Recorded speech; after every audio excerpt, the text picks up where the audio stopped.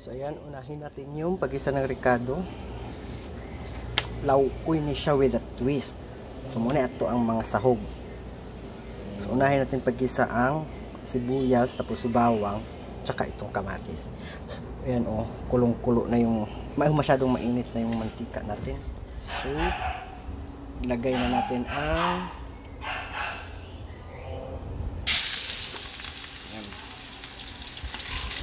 sibuyas. Yan yung pinagprituhan natin ng isda kanina. So, para magkalasa talaga siya.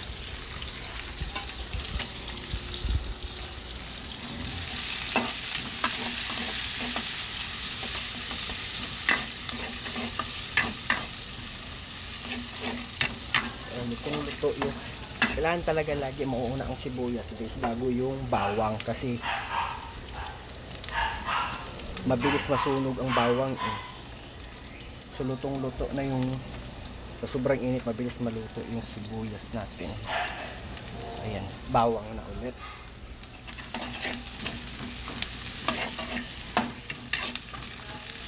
Maluto ang bawang sibuyas bago natin igisa ang kamatis. Tapos yung ulo, yan yung mamaya para may sabaw, tapos meron tayong dry na ulam din.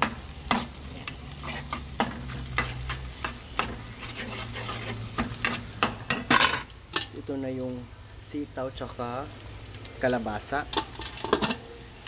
So mabilis na lang ito guys.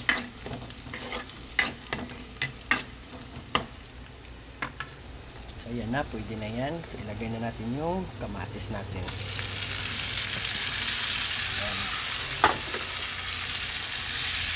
Kailangan lutong-luto yung kamatis.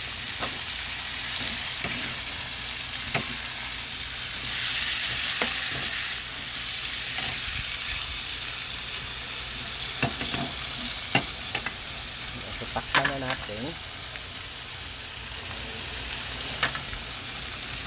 Takpan na natin yan. Tapos, dito, ilagay na natin yung for sure, luto na yung malambot yung ano natin dito. So okay na yung kalabasa natin. Malambot na siya. Ang sarap ng kalabasa, maniba. Malagyan na natin si talong tsaka si okra. Yan. Sabay na yan. So yan na.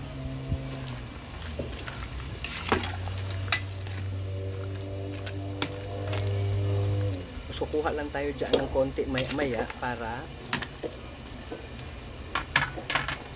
ilagay dito sa gisado natin. Yan. So pag ito naluto na to siya guys, isasali na natin siya papunta rito.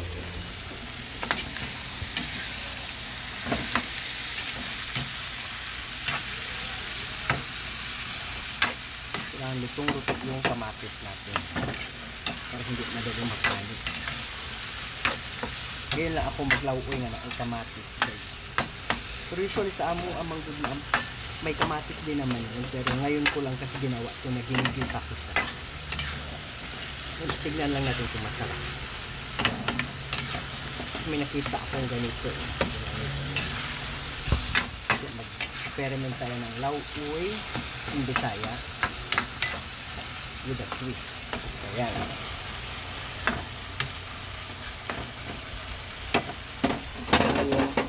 Ilagay na natin ito.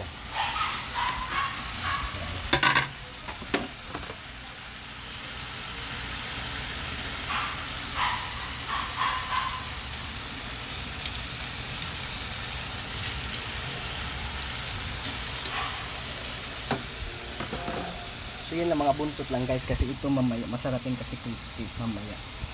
Natin yan kainin. Ayan. So antayin na lang natin. Kumulo na yan, okay na yan. Isunod na natin ang ating last na putay ang malunggay.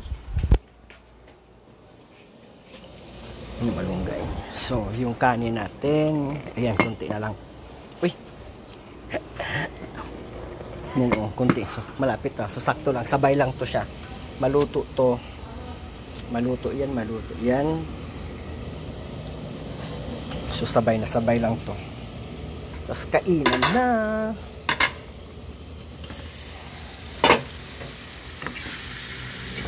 So, yan. So, wala pang timpla to, ha. So, yan. Pwede na. Teka lang. Kuha lang ako na. Saan ko ba ito ilagay?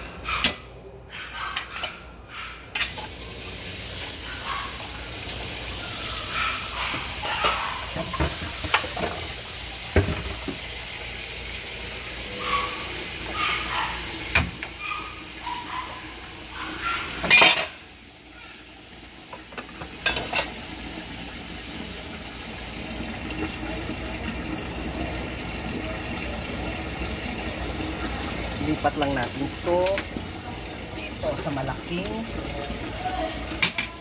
yan, para mabilis siyang maluto kasi mas malakas ang apoy dito kumpara dito. Yan.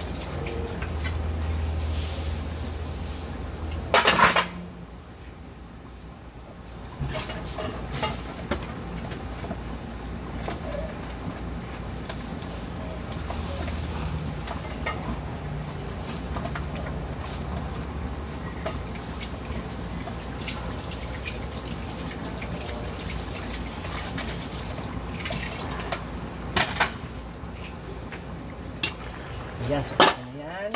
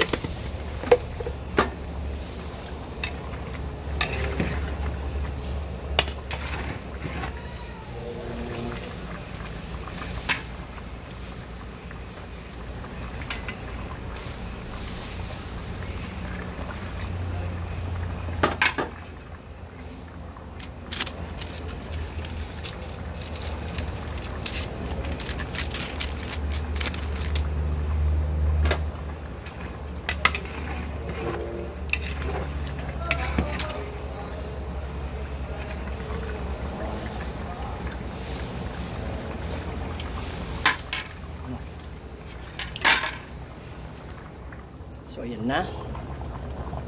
Yan ang ating lauoy with a twist. Lauoy Bisaya yan guys, with a twist. So luto na yan. So patayin na natin, takpan, done. So kakain na tayo guys.